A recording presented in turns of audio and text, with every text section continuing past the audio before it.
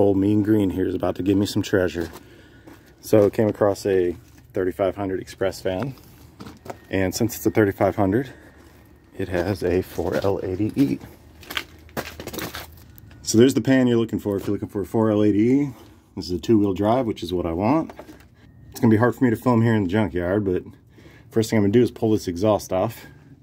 Then I'm going to unbolt the transmission from the engine, and then we'll drop this cross member and it should slide right out. Vans are probably the easiest vehicle to pull a transmission out of, so if you find one, that's the one you want to get. Of course, first thing I did was check the trans fluid. This one's leaking nicely for me, but it's fairly pinkish, doesn't smell too burnt or anything, so the trans should be fine. If not, this place only charges $125 for transes, so it's a pretty good deal, even if it needs to be rebuilt. So I'm going to get started on that.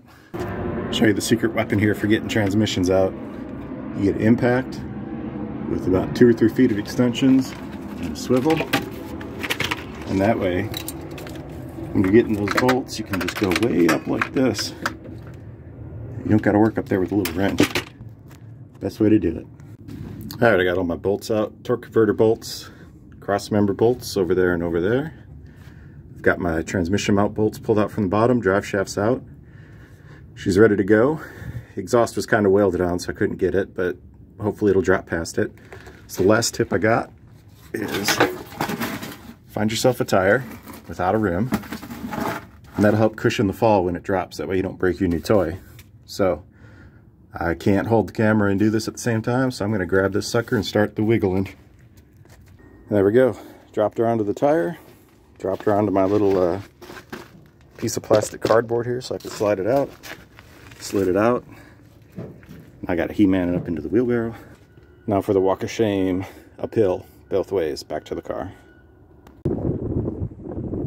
These are the torque converter bolts on the 4L80E, so it has 6 of them, where the 4L60E has 3 of them. And they both use 15mm heads.